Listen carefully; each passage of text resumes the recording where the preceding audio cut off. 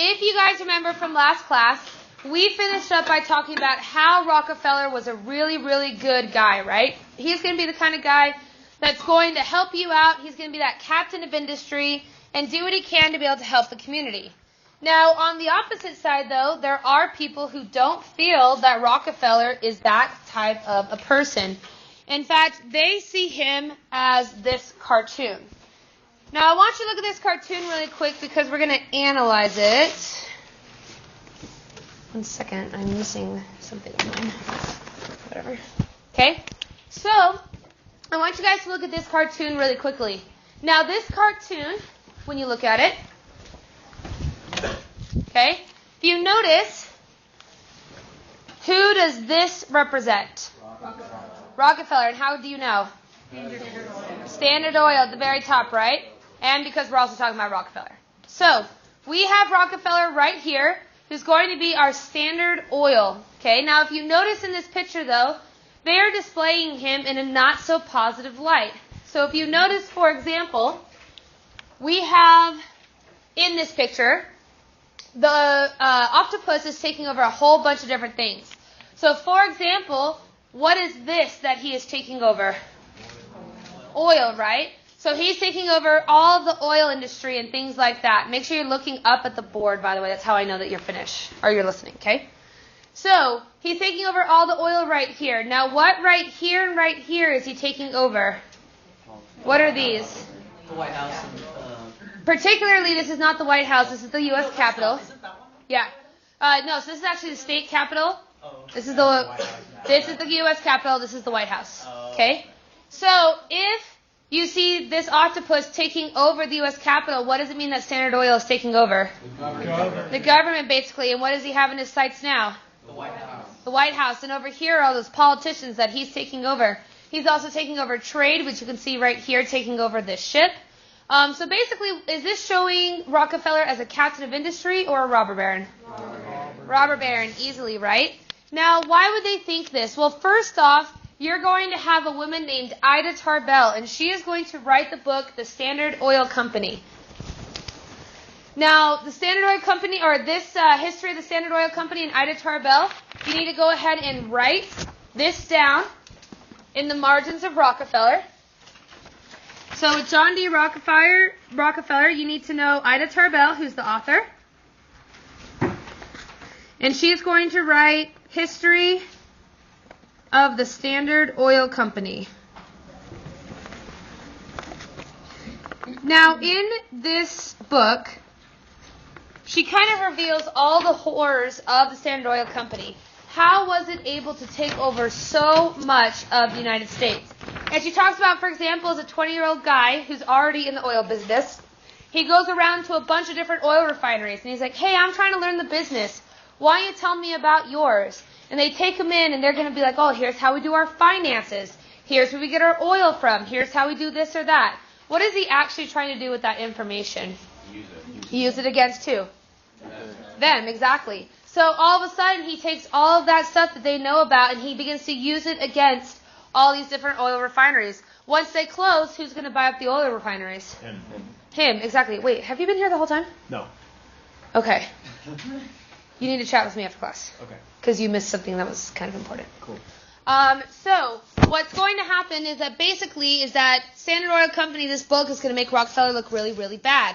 Now, this is when people begin to feel like trust can't be trusted. We'll talk about after the break what happens in this picture where you have basically the attempt to be able to stop and tear down the trusts, because people felt that it was this picture right here. So who do you think these guys in the back represent? Trust. The trust, the monopolies, the robber barons, things like that. This entire thing is called the bosses of the Senate, which means these people down here are who? The Senate, which means who is the boss of the Senate? The trust and the monopolies, right? So they're controlling the U.S. government. And people get really angry at that. Now, if you want another example of kind of why people think that Rockefeller is a robber baron, I want you to see this picture right here. This is Rockefeller's house. That's dope. Yeah, it's totally the same size as your guys', right? Yes. Yeah, totes. Now, this is his house, which, by the way, last year sold for about $150 million. huge, massive, expansive house, and he'd be like, oh, that's not that big. Okay, this right here is his kids' playhouse. Yeah, I'm pretty sure Miss Ray's apartment is like the size of the entryway, right? But this was his kids' playhouse. That's how big and expansive this was. And then people on the other side, the workers, do they live in houses like this? Probably not. No, but not just probably, definitely not, right? And yet, John D. Rockefeller is sitting on this massive amount of oil wealth and living in a place like this. Makes him look really bad. Now, what I want you to do is on your chart, you need to decide, do you believe that he is a robber baron or a captain of industry? There's a little space on the far right box where I want you to go ahead and mark, do you think it is a robber baron or a captain of industry? So RB or CI for Rockefeller.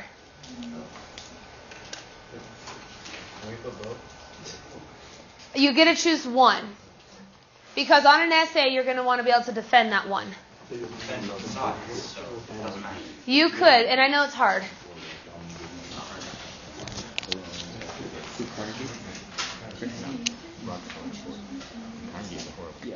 All right, so our next person that we're going to talk about is going to be Andrew Carnegie.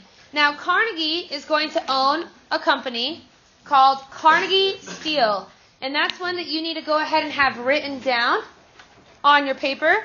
Make sure you know that his company is called Carnegie Steel. Make sure you go ahead and highlight that. We'll talk about later why. And then you're going to go ahead and want to star this. Now, what happens with Carnegie is Carnegie grows up very, very poor in Scotland. While he's living in Scotland, his dad is a cobbler, his mom is a seamstress, his dad dies. They move over to the United States for a better job.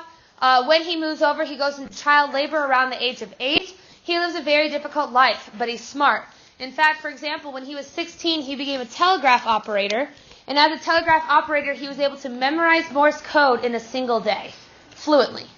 So, very, very smart guy. But he knows, I want to go into business. So he decides to step it up, and he's going to go and invest, but he has no money. So he goes up to his mom and says, Mom, are you willing to put out a mortgage as in a loan on your house? If you give me $500 on your house, which is the worth of the house, you had to pay it back within 1 calendar year. I will take that $500 and I will ramp it up, I promise you, because if not, who's going to lose her house? The mom, right? He takes that $500 and in 1 year, he grows it to $5,000 a year. So imagine as an 18-year-old making $115,000 a year. Okay? Very, very successful. Now, he is going to work in steel. Now, when you go to work in steel, though, these steel mills, for example, this one, Homestead, which hopefully sounds familiar from your research, the Homestead mills are going to be these mills where when you go to work there, you're actually required to live on the mill site. So imagine if to work at Skyline, every single teacher had to go and live out on the soccer fields. Okay? That was how it was. And if I choose not to and I say I don't want to live here, do I have a job at Skyline? No. Nope. You have to live there. Oh, by the way, these houses are 70% of your rent. So who is your money basically all going back to? The company, right? It's making them a ton of money because you are required to be able to live there. Now, the problem with places like Homestead, though, is that people want better rights. They begin to create labor unions, and they begin to start to fight for their rights. Well, this guy named Henry Clay Frick is going to be in... And yes, everybody else thinks it's a funny name, okay? His name is Frick, or also Henry Clay. This is the villain Henry Clay, though, not the good Henry Clay, okay? Now, Henry Clay Frick is left in charge of the Homestead Mill while Carnegie is away in England. So he's basically the boss of everything. But he is known as being very wealthy and very, very mean. He did not care about the workers. When the workers would ask to be able to have better rights, he would lock them out for the day and say, you can't work here anymore. He would do anything he can to be able to make money. In fact, he's going to do something really bad. A few years before we talk about the Homestead strike. A couple years earlier, Carnegie, before he went to Europe, is part of this club that is a hunting club up in upstate New York. It's right above a place called Johnstown. Now, this hunting club is for the extremely wealthy, extremely, extremely rich. And people would go back and forth to live at this basically country club, but way elevated than a country club. Well, Henry Clay Frick had a problem. You see, while he was going back and forth to this country club, there was a bridge. Because there was this giant lake and a dam that protected the town underneath it. Now, the problem is that when you go up to this bridge, he would have to, shockingly enough, the bridge was not big enough for his carriage. He would have to get out of his carriage, walk across the bridge, which is about 50 yards, get into a new carriage, and then go to his hunting club. And he hated that. He did not want to have to get out of his car. He did not want to have to make his boots muddy. And so he decides that he is going to widen the bridge. Now, they told him this would be dangerous. If you widen the bridge, the dam is going to become insecure. It could break. You're endangering lives. Don't do it. You think Henry Clay Frick cares? No, he just wants to be able to go back and forth to his hunting club, right? So he widens the bridge, and only about a week later, there's a huge rainstorm. And all of that lake begins to fill up. Now, Johnstown was warned. They said, you need to leave. You need to evacuate. It's very dangerous for you. John, sounds like we've heard this before. What's any different than last time that you told us this? So nobody leaves. In fact, the telegraph operator doesn't even bother telling the townspeople because he says, what's the point? Nobody's going to leave. It's not a problem. Well, because of that insecurity on that dam, because of the widening of the bridge, it collapses and the entire town of Johnstown is going to flood. Now this becomes one of the worst natural disasters in American history. Altogether, they're going to have 2,100 people die in this flood. If we can compare that across American history, there's only been one date where we've had more people die. What date was that? 9/11, yep. In fact, if you say, well, what about Hurricane Katrina? Hurricane Katrina was 1800. So this beats Hurricane Katrina. So in this town, all these people died. The last person to be found, by the way, was found about 16 years later, about 100 miles away from the flood. So massive, massive disaster. Now, in today's world, when you have a disaster happen, such as the Deepwater Horizon spill from about 8 years ago, right? This is basically where BP Oil, British Petroleum, that is a partnership from Standard Oil, Chevron, things like that. BP had a massive oil rig explosion, killed 8 people, also caused trillions of gallons of oil to go into the Gulf of Mexico. This resulted in a massive amount of death. Anywhere between a third and half of the ocean's population is going to die because of this massive oil spill. Now, the owners of BP are actually brought in front of the British version of Congress called Parliament. And what happens is that they are actually charged with a crime, saying that they were criminally negligent, as in their business practices caused this to happen, and they were found guilty and sent to jail. Do you think Henry Clay Frick was sent to jail? No, because what happens when you have money? So the prosecutor, like $100, and you're good to go and you're released. Henry Clay Frick was never charged. However, Carnegie felt awful. He felt extremely guilty, and he actually ended up attempting to be able to pay the families as an apology for what happened, and they actually ended up declining that. What happened is basically he attempted to be able to pay them back, and pretty much somebody stepped in who had been paid off and was told, no, you can't pay these people back. They don't actually need this money. And he was never able to give money to those families. And it kind of stuck with Carnegie for a long time. Then, immediately after this, you have what's called the Homestead strike. And you need to know that. So it's Homestead, home, S-T-E-A-D, strike. And this is under Andrew Carnegie. And Pablo, I already put it on yours. Now, what happens is that basically in this strike, the unions are going to want to be able to say what they need. What are their problems? Well, the problem is that during this Homestead strike, is that the Homestead Mill with Frick is going to call in what is known as the Pinkerton Detective Agency. These were basically the original police force in the United States. If you've ever heard the term private eye, it comes from their logo. And basically what happens is they're going to send them in to stop this strike. The problem is that this causes a massive amount of violence. Militiamen die. Pinkerton detectives die. Unionists die. All these people die to the point that Carnegie is completely slammed. But remember, where's Carnegie? He's in Europe. Frick is here. Who gets blamed, though? Andrew Carnegie, because he's the business owner, right? They end up basically pretty much ruins his entire business. He sells this to J.P. Morgan for $480 million. and he is going to retire. He attempts to be able to kind of make up for the sins of his past. He feels awful for Johnstown. He feels terrible for the Homestead strike. So he is going to turn to philanthropy. He donates a whole bunch of parks, organs, libraries across the United States. The public library system actually begins with Andrew Carnegie. If you ever heard of Carnegie Mellon University, which some of you told me you want to attend, that's Andrew Carnegie's university. Carnegie Hall also was created because of the arts. If you ever are a hero and you do something heroic, you could actually win this Andrew Carnegie medal. Basically, like for example, this is one guy that won. He ended up finding a car overturned in a river, goes in, saves this woman, wins this medal, and also $10,000. So you could possibly get this award because of Andrew Carnegie. Now, by the end of all of this, he ends up giving away 90% of his entire wealth, $350 million. Do you guys remember when we talked about Rockefeller and how I told you that number plus a whole bunch of zeros behind it? We found out that there is actually a term for that number. It is $300 septillion. That's how much Rockefeller had. In today's world, Andrew Carnegie is a little bit less. He's about a 1 with 17 zeros behind it, so a little bit less than, Rockefeller. Still considered, though, the second richest man to ever live. So extremely, extremely wealthy. One thing that you do need to put down into your box is the term of this book called The Gospel of Wealth. We'll talk later about what the Gospel of Wealth was. It's actually a very, very important term, but we will actually talk about it when we return back from break. Yes? Nothing happened to Henry Clay Frick? No. Henry K. Frick was completely cleared of any wrongdoing. Nobody really blamed him for much of anything, and he continues to run the steel mill. Yeah. He's a great guy. So, what I want you to do is I want you to decide on your column, was Carnegie a robber baron or was he a captain of industry? Up to you.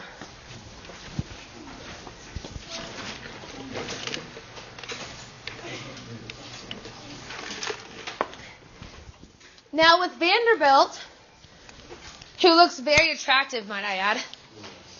Now with Vanderbilt, the only major thing that you need to know with Vanderbilt is going to be that he is going to run the railroad. So if you just highlight railroad, then you'll be good to go on Vanderbilt. Reason why is because Vanderbilt, as long as you know railroad, you'll be able to remember him very easily. Now what happens with Vanderbilt is he actually originally was not in the railroad business. He was in the ferry business. His nickname was actually the Commodore. Anybody know what the Commodore means? What is a Commodore?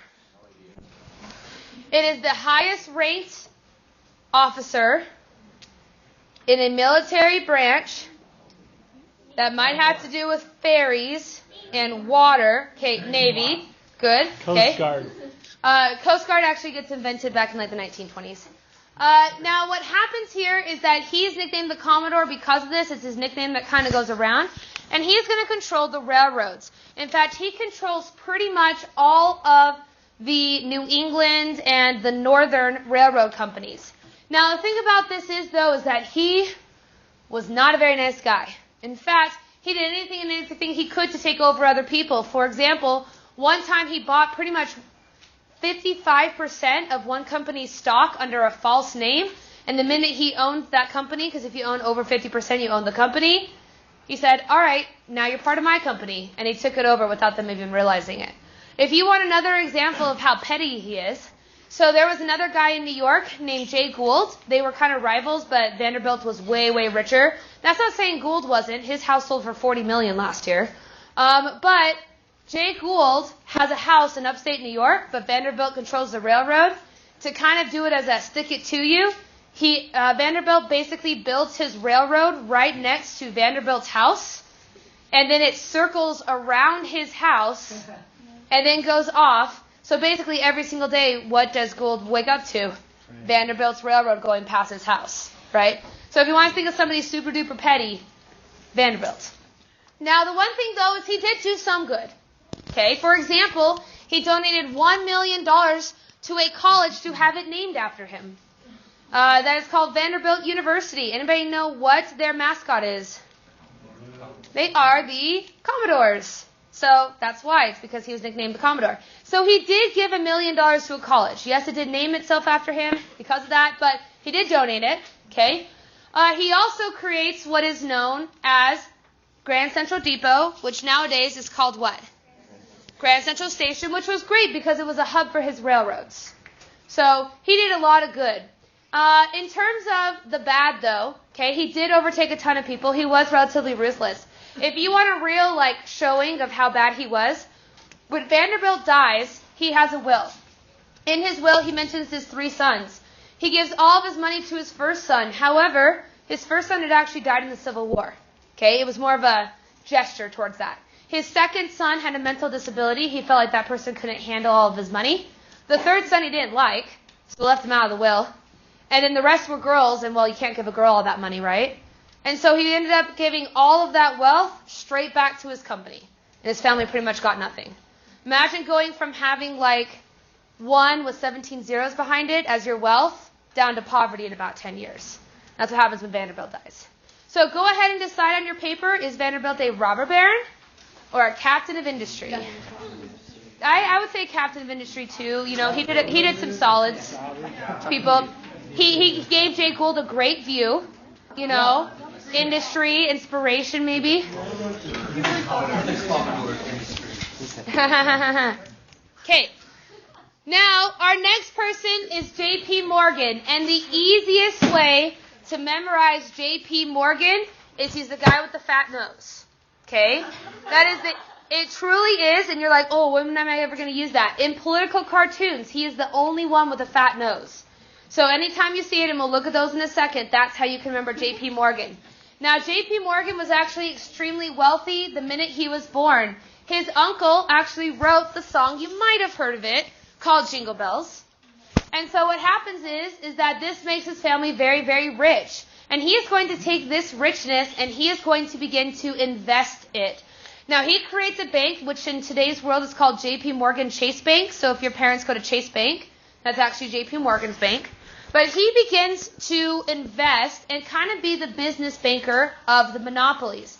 So what you need to make sure you have down on your notes is you need to make sure on your notes that you have that J.P. Morgan is going to be the banker for monopolies. So he's basically the funder.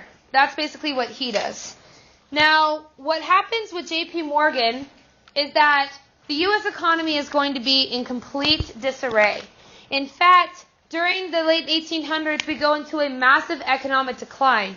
The government runs out of money. They don't know what to do. But hey, we have some good news. J.P. Morgan comes along and he's like, by the way, I have a spare $60 million. I'll give it to you, no strings attached, so that you can be able to save your government. What does the U.S. government think? Awesome. We save our government. They accept the $60 million. What does that basically mean they accept when somebody gives you that amount of money? They own you. They own you, right? Basically, whatever he says goes. So let's pretend that the U.S. government wants to pass a law that would limit bankers. J.P. Morgan shows up and says either one of two things. Number one, remember that time I gave you $60 million? Wouldn't it be nice if you kind of, helped me out a little bit here and didn't pass this law? Or number two, when they refuse, he says, by the way, wasn't this deal secret and you've kept it private to yourself? What if I go and tell the world that you're not actually economically stable and I had to give you $60 million or else you would go into bankruptcy? So what's the government going to do? Do everything J.P. Morgan says. In fact, so if you look at these pictures, which do you notice right away how you can tell it's J.P. Morgan? Fat nose. That's how you can remember him. Okay? So what happens is that over here, this is New York. What is this implying J.P. Morgan's doing to New York? Buying everything. Buying everything and controlling it, right? Over here, who is this person? Uncle Sam. Who's actually controlling Uncle Sam? J.P. Morgan. Alex. I saw in the other political cartoon, why does it say Puck? That is a great question, and we will actually talk about that when you guys get back. Puck was the name of a magazine. And so Puck was a magazine that we've actually looked at before. Do you guys remember that picture that we did of Andrew Jackson and the spoil system, and we did that whole assignment on it? That was a political cartoon from Puck magazine. Puck magazine is basically it's a magazine specifically designed to expose people. So they were the ones that you did not want to come out. So like New York Times is really well known nowadays as exposing things and people, and they will do exposés on people that expose them for whatever bad that they did. That's what Puck's job was to try to show people why people were bad. That was like their job. Okay? Now, with J.P. Morgan, though, they end up deciding eventually they can't continue living like this. The U.S. government creates the Federal Reserve System as kind of like a backup plan. Now, J.P. Morgan attempts to be able to kind of buy out the U.S. government again in World War I. They decline. Somebody's really angry about this merger and ends up trying to assassinate J.P. Morgan, and he does die a few years later. What are you looking up? Oh, you just happen to have your cell phone in your hand? Oh, yeah. I hate when that happens. It's like the worst. So, go ahead and decide, is J.P. Morgan a robber baron or a captain of industry? Robber baron or captain of industry? Now, we're going to end with our industrialists, and we only have like 10 more minutes, and then we're going to do an activity, so just bear with me, because I know some of you, your eyes are drooping, and you're texting on your cell phone or large calculator, one of the two. Yeah. It's only in this class, my only A-push class, that really struggles with phones. I don't know why. Now, Henry Ford, he's the one that's going to be the hardest one to pick robber baron or captain of industry, in my opinion. And we'll kind of explain why in a second. Now, what you need to know for Henry Ford is you need to know his major innovations. One of those, for example, is going to be his Model T. So make sure you write down on your paper, Model T. Now, his Model T is going to be what makes him absolutely famous. By the Great Depression, half of all American cars are going to be the Model T, and 1 in 4 Americans owns a Model T. Now, the thing is that this makes him very, very rich. And remember, this is through the assembly line, right? It makes prices go down, things like that.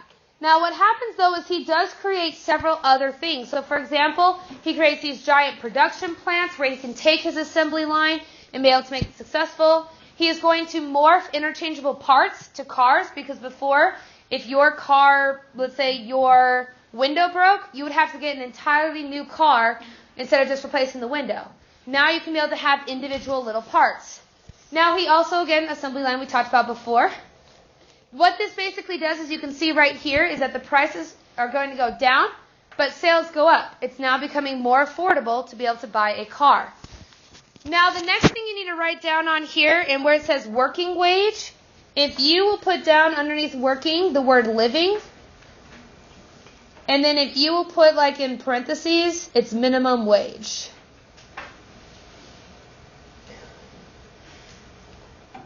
Now basically what happens is Henry Ford decides you should be able to live on a regular wage in my company and be able to survive.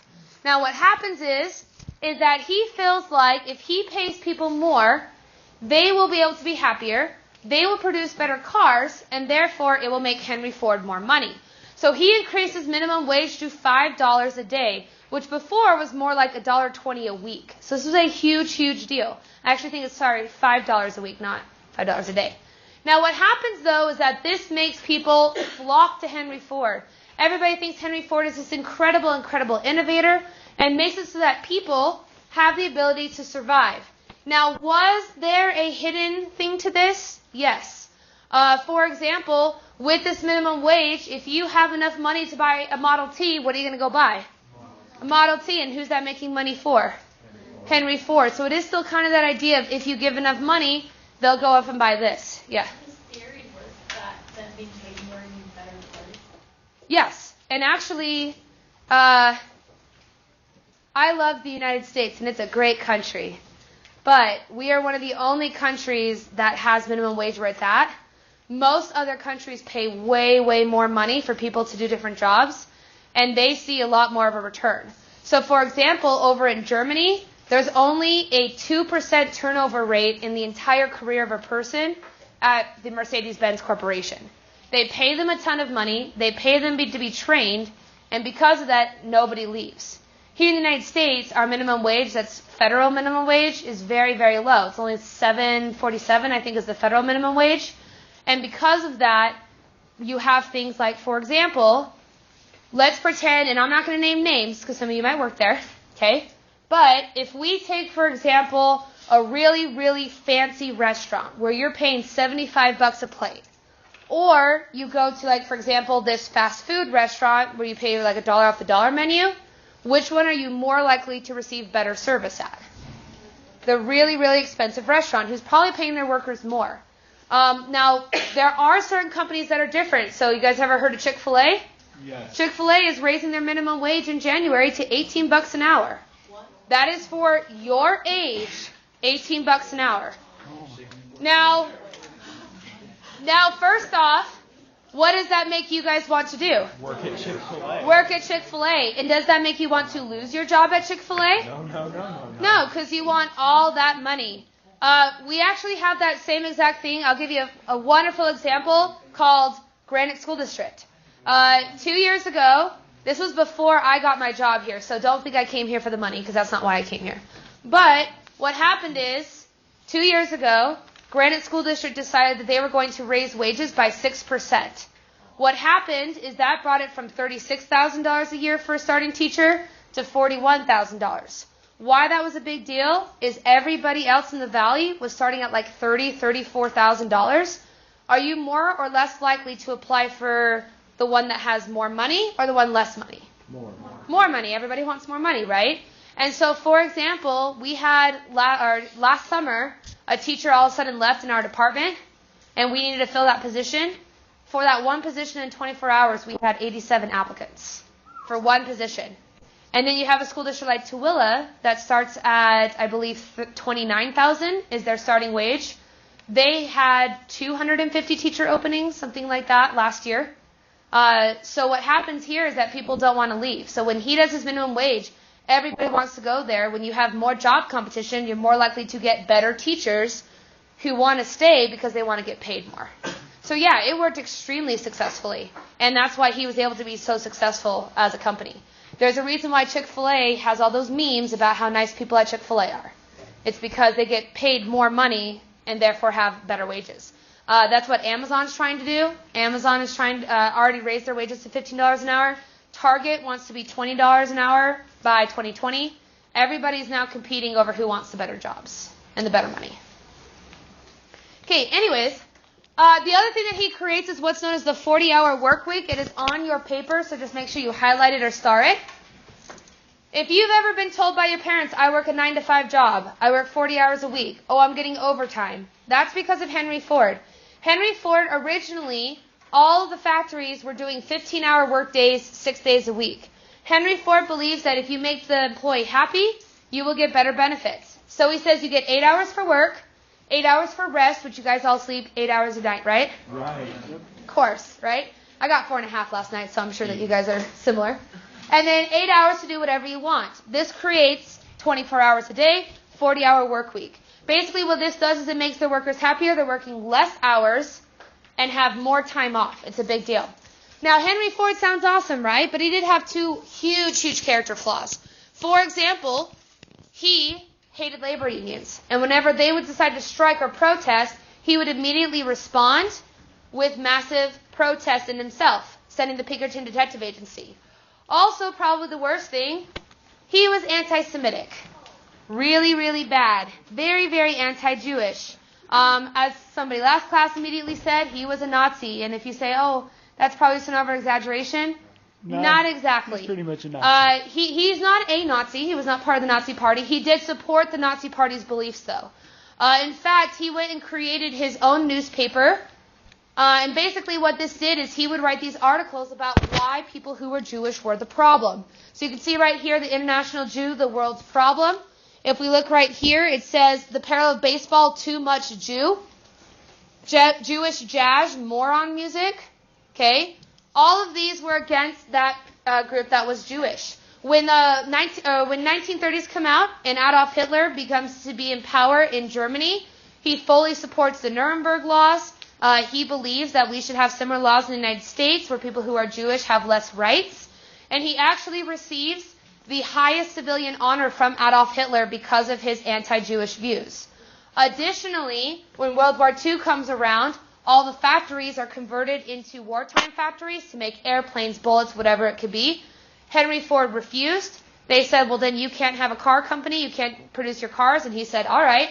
He shuts down all of his factories, unemploys all of his workers to prevent himself from creating things that would defeat Germany because he believed Germany should win the war.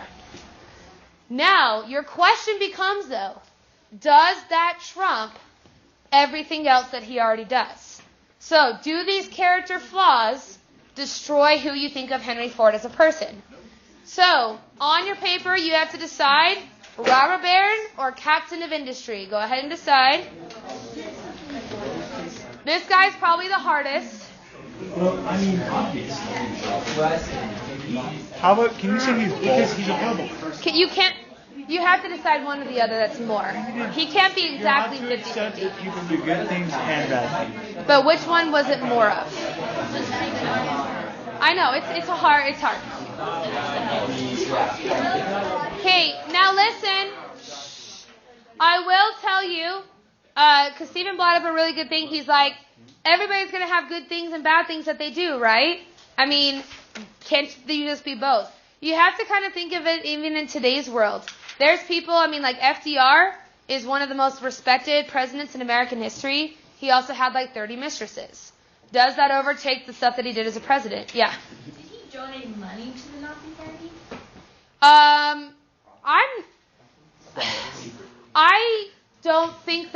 I don't know. I'll be 100% honest with you. I've never been asked that question. Can we say that he probably supplied them with automobiles, which in turn could be engines and things like that prior to trade restrictions? Possibly. He did not think necessarily that Germany should take over the United States. He just thought that Germany should be able to win the war and get what they wanted in Europe. So Henry Ford, very controversial, but you think of Walt Disney. Walt Disney was the exact same way. He was anti-Semitic as well. Anti-Semitism, if you've taken a world class, that was a very common belief, really, until the Holocaust comes out when it's considered bad to think that, and we've kind of morphed ourselves after World War II. Yeah, hard one with Henry Ford. I told you, he's like a hard one. Okay? Now, there are 3 more terms that we're going to do, then we're going to do an activity. So just bear with me for 3 terms. Okay? These next 2 terms, you will want to bracket them and write on there, know the difference. This is one of the most common mistakes that people make on the AP exam. So you need to make sure that you do it correctly. Now, horizontal and vertical integration are the 2 different ways that you can create a monopoly. Now, basically, in these 2 different ways, sorry, I was just prepping something real quick. So, with these 2 different ways, here's basically what these are. So we're going to start with the easier one to understand, horizontal integration. This is what most people are fearful of in today's world. You own all parts of a single part of the industry. So, for example, you own 100% of the telephone companies. You own 100% of the airports. That is horizontal integration. In Rockefeller's world, he only did oil refineries. That is all he did. Did he get the oil from the ground? No. Did he create the gasoline that goes in the cars? No. All he does is refine it. That's his one job. And he owns 95% of those. In today's world, that would be the same as every single airplane company being owned by the same one.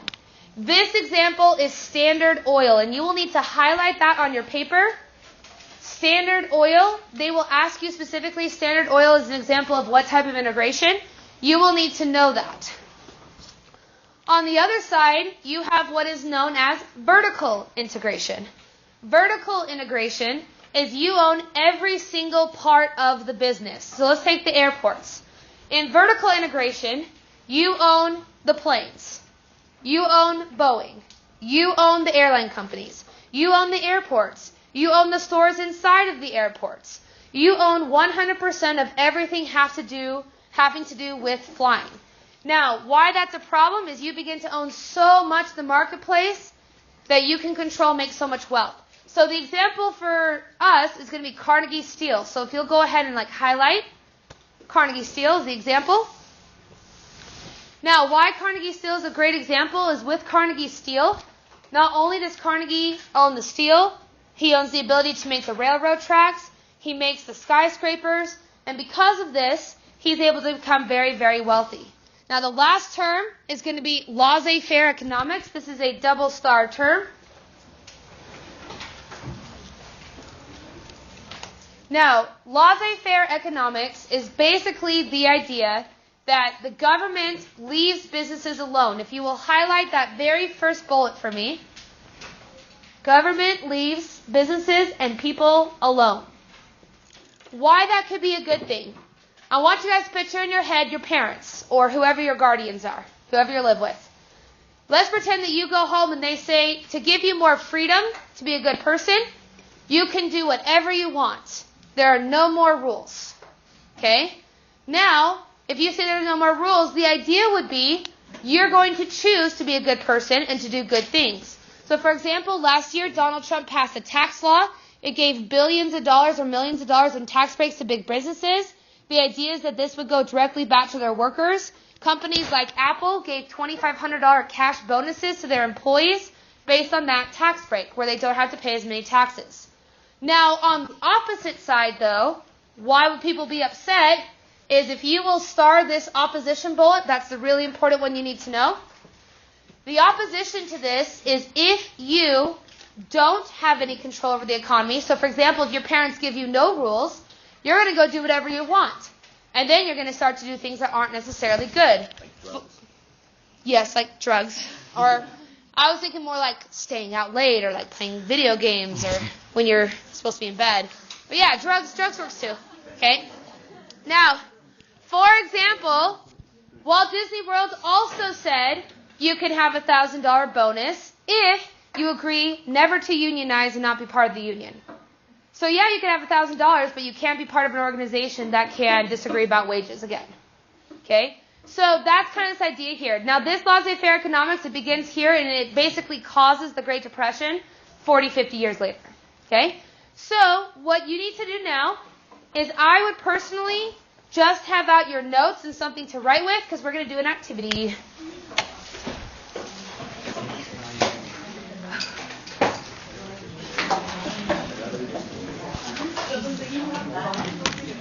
Alright, so here's what I'm going to do. I'm going to be putting you into pairs. When I put you into your pair, you need to move your desks with somebody that I'm about to pair you with. Okay, so that's what you need to do right now. Kevin, if you move one back. You two can be together. You two. Yes. Okay. Do you two. You two. You two. You two. You two. You two. You two. You two. You two.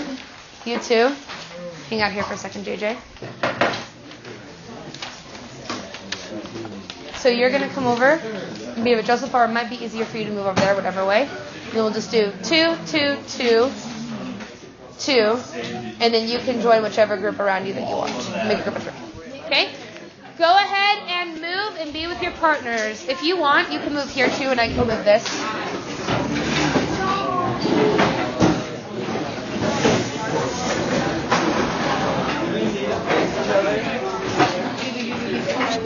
Push your desks next to each other, sideways. Sideways. Oh, I can go all the way.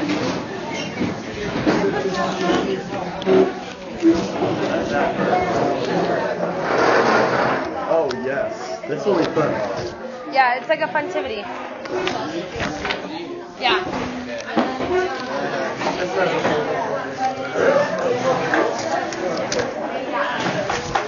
One packet per group. Pass them back if you get more than one. I don't want it. Oh, no. No, you do like it. It's a funtivity. Are we doing an FRQ? No, this isn't an FRQ. FRQs don't exist in APUSH. Nope. It's more, nope. Yeah, that makes a lot of sense. Yes. This is a fun game. I'm giving you guys an extra if you give it to AT's group. Put both of your names on this piece of paper, please. Both, yeah. I want to give you credit for how much fun you're going to have. My name's JT. We have to run an FRQ. What? No, there is no FRQs in APUSH. 3 response questions count as every single essay that you do. So SAQs are an FRQ. They changed it. Well, back in my day, LEQs didn't exist. They were all called FRQs. But now, free response question means any essay you do, which includes an SAQ, an LEQ, and a DBQ. Is this like a DBQ but there's no documents? It's like a DBQ but more fun. Oh. Yeah. It's not bad. All right. We do what? Yes, 1 per group. Yeah. Okay. I don't know why. Just pass it out to the front. I'll come grab it in a second when I can get around. Okay? So, here's basically what you guys have. Now, we have had a ton of fun in the past with all those awesome LEQs and SAQs that we've done, which has been so much fun. In fact, it's been so much fun that everybody's like, ooh, let's do something harder. Awesome. So we're going to be moving into our next type of an essay over the next month. Now, this essay, a lot of people get really scared at, but it shouldn't really be too scary. What people get scared at is it is worth almost half of your grade on the AP exam for a single essay.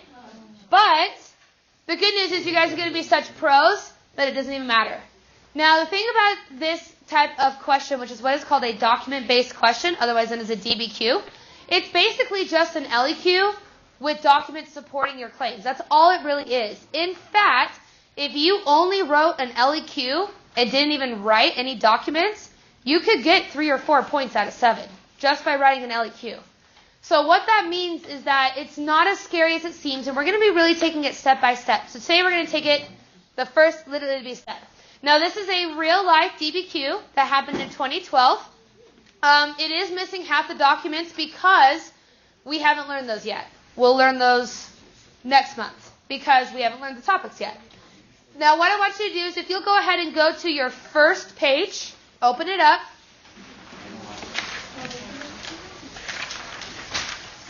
So on this first page, you will notice that there is a question. It says like a number 1. One thing I will tell you about these questions, this is from 2012. They have changed how they do this. It's a lot better nowadays. It's a lot shorter. However, the College Board, as we know, does whatever the heck they want because they're like, surprise, throw a curveball at you. So, for example, last year was a causation essay for the DBQ. But when they wrote the question, they wrote relative causes. So explain the relative causes of blank topic. Well, the thing is, though, is that because it said relative, that meant that they expected you to say this was the most important cause. But this also was a cause, but not as important as this other cause.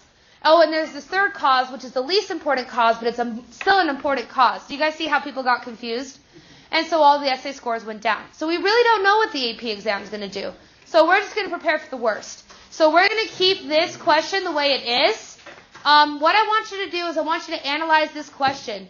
You need to figure out what type of essay is it, what's your time frame, what's your big topic, and what's your subtopic. So go ahead and work through this essay question.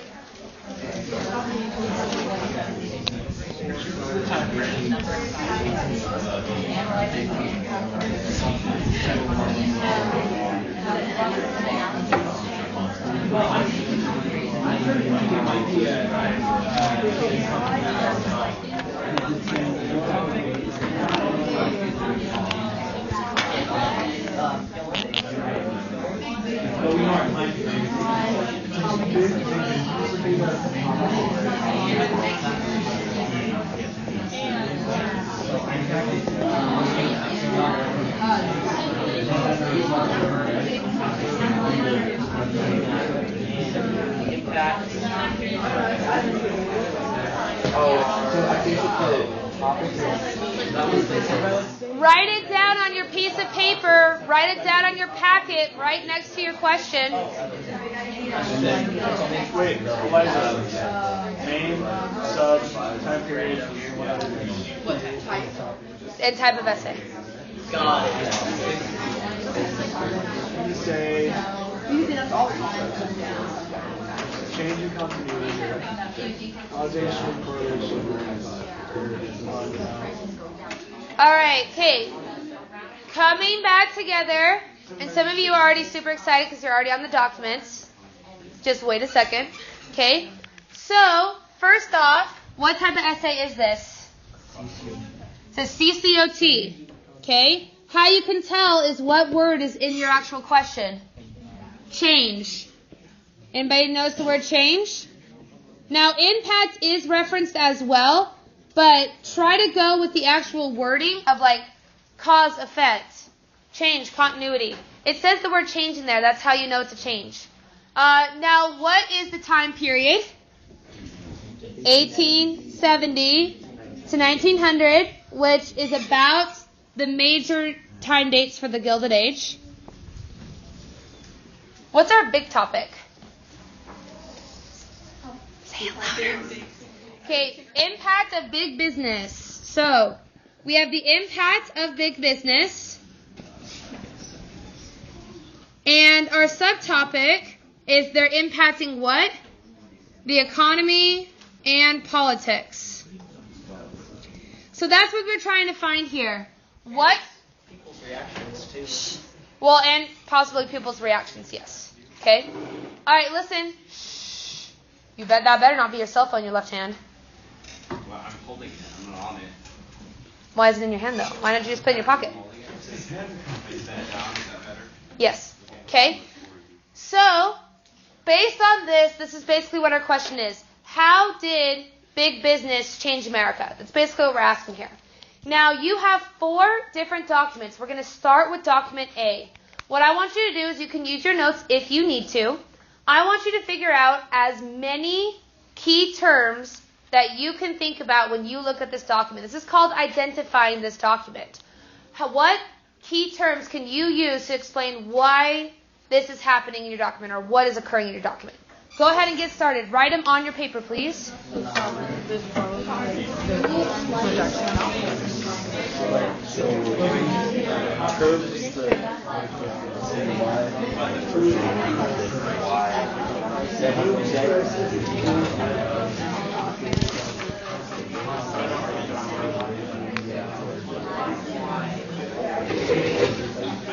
Nate said you can talk about the report.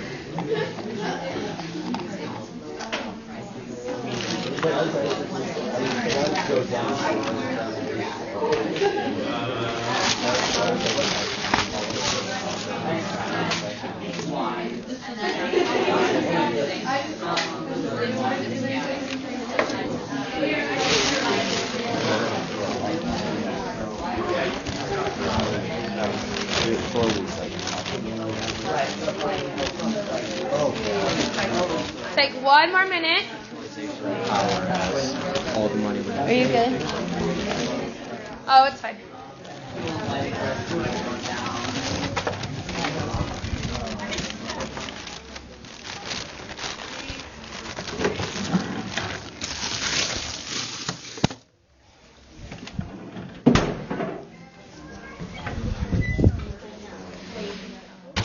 All right, Kate, coming back together.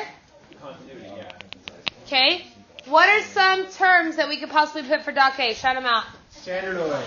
Okay, so we have Standard Oil. Who also, what can we put with Standard Oil? John D. Rockefeller. That's not L. Yep. Okay, Rockefeller. I heard assembly line. Horizontal integration. Okay. Horizontal. Okay, what else? Gilded Age. Okay, we could do Gilded Age. We can do mass production. There's one really big term. Increase in wages.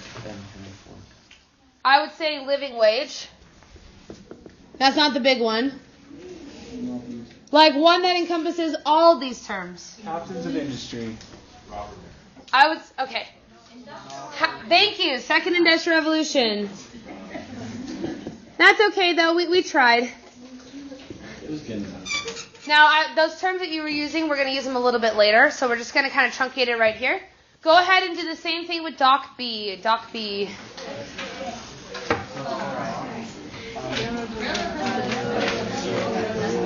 All right. You got it. The railroad ends outside Vanderbilt, wages It's like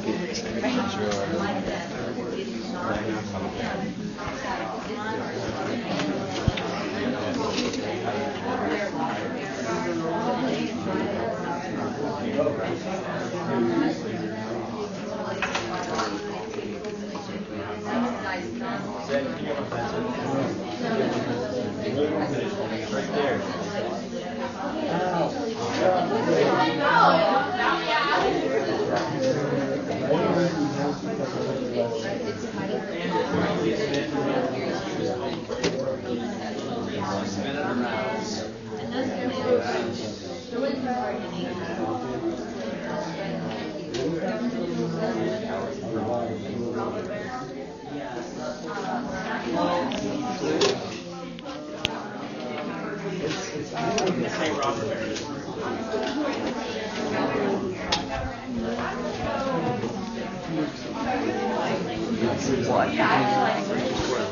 Take like one more minute.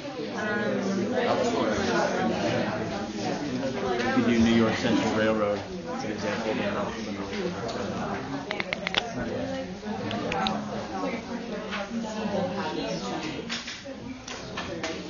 All right. Okay, come back together.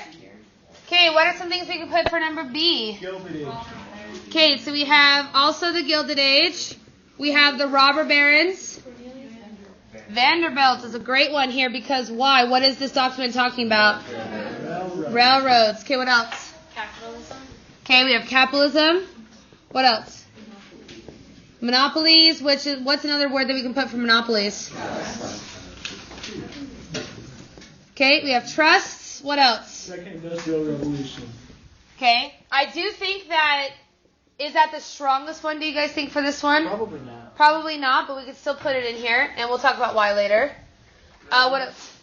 Railroads, I think, is a little bit too basic, because then you're going to bring in Vanderbilt. Okay. What about control of the Senate? Did you guys notice how in here, control of the Senate or the government? So you talk about how they had it in its pocket, because then you could talk about who? J.P. Morgan. Okay. All right, go ahead and do Doc C. This one should be blatantly obvious right away.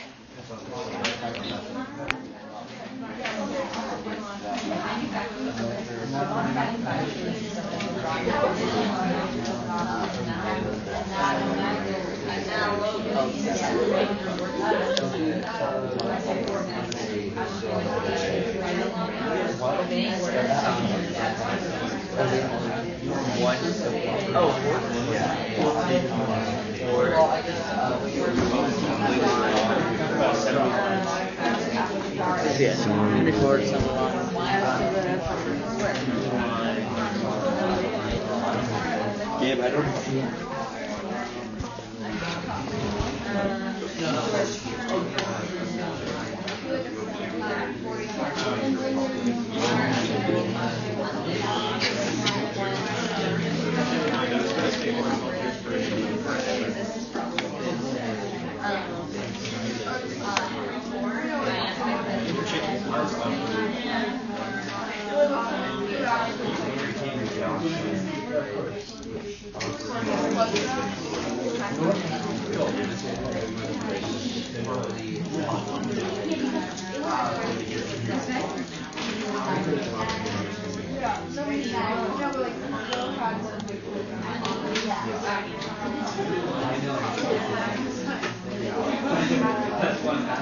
Who in this group signed up as Mark Ray for the Progressive Era Job Fair? Somebody signed up my husband for our assignment that we're doing after the break. It's Marky Ray. I was like, why do we have so many responses? You guys are so goober. Okay, anyways, continue.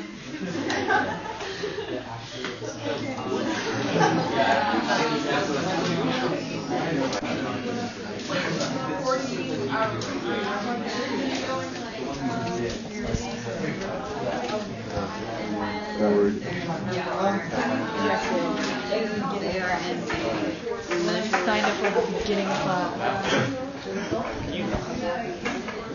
All right, coming back together. Okay, coming back together. Okay, Doc C. What can we put for Doc C? What's the easiest one? Okay. Yeah, Gilded Age could work for every single one of these.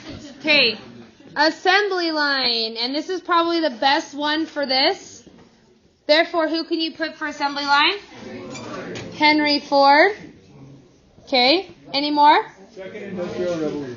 Yeah, we could again talk about the second industrial. Another great word too is just general industrialization, right? We could also put the creation of factories and the factory system. Excuse me. Okay. Go ahead and do Doc D, which hopefully looks familiar.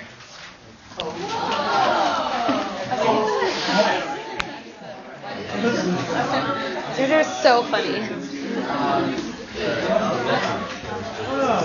I would say that's Morgan. Banking as well. Robber Barons 2.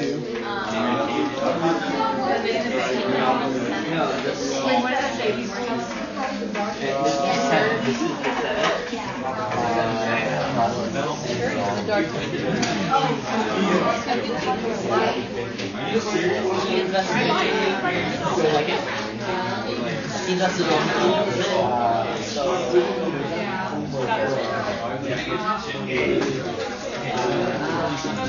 I wouldn't say it's horizontal.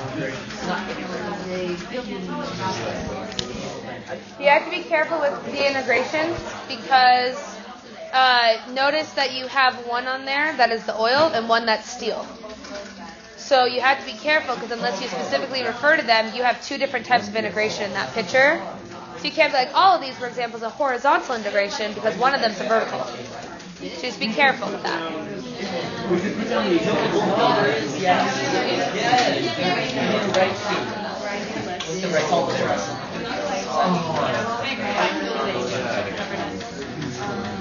So yeah, you could bring in Standard Oil.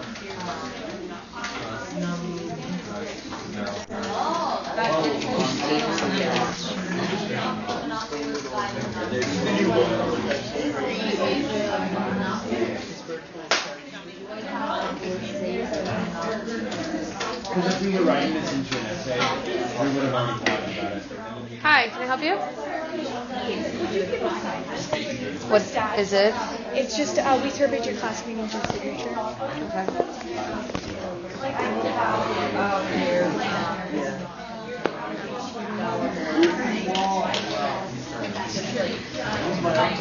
All right, coming back together. You don't wear glasses normally, do you? Why? That's going to hurt your eyes. Yeah, you're gonna go blind from one year. You really can if you like wear other people's that can adjust your eyes. Also, you just got water all over yourself in front of everybody. That's so embarrassing. Okay. All right.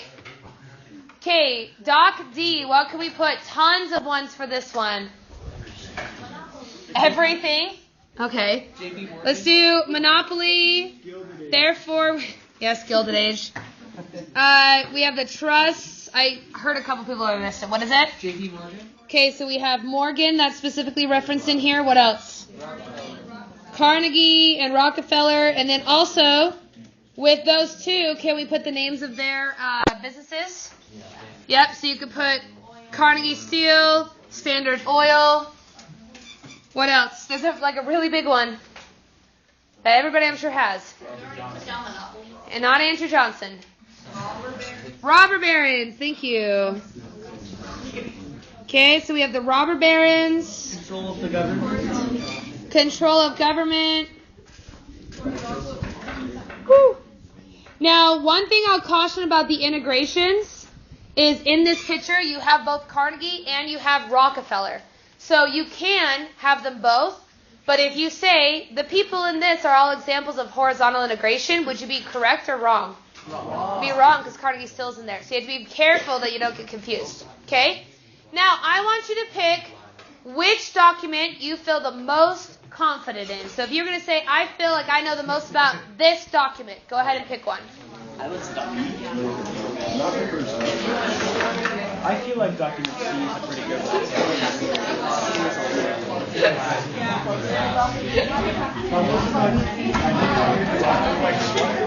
All right.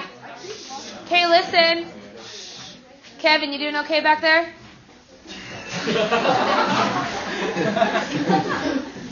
Could you just nudge him? Hi, Kevin. We missed you. Okay.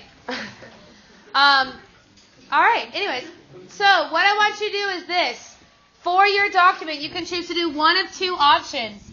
In 3 sentences, you can either talk about what is called the purpose of the document, as in, why would this document be created? Why would somebody say, I'm going to go doodle this? What is the point? Or you can do what is called the point of view. Basically, how does this portray those industrialists? Is it good? Is it bad? When you do this in 3 sentences, you need to use at least one key vocab term that is on one of these lists. So in 3 sentences, either tell me the purpose of your document or the point of view of your document. Ready, you go. Which one do you want to use? Good purpose of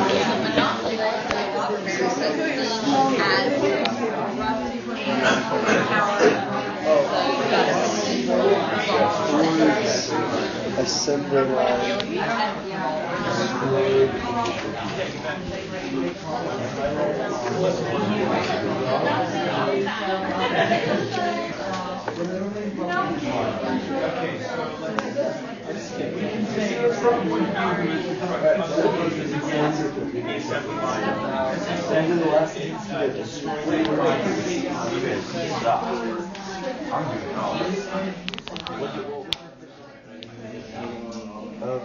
Write your 3 sentences, please.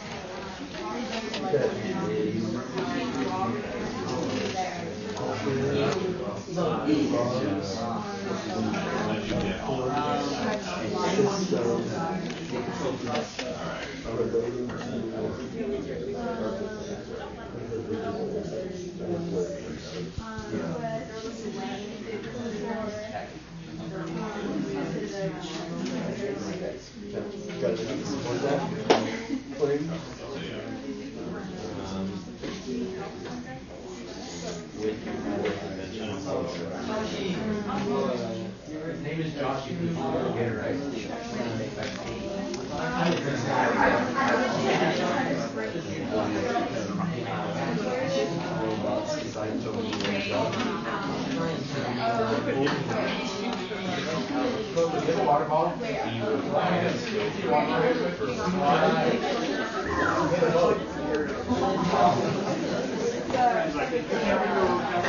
Okay, when you are done, because we only have about 1 minute left in class, make sure your names are on this.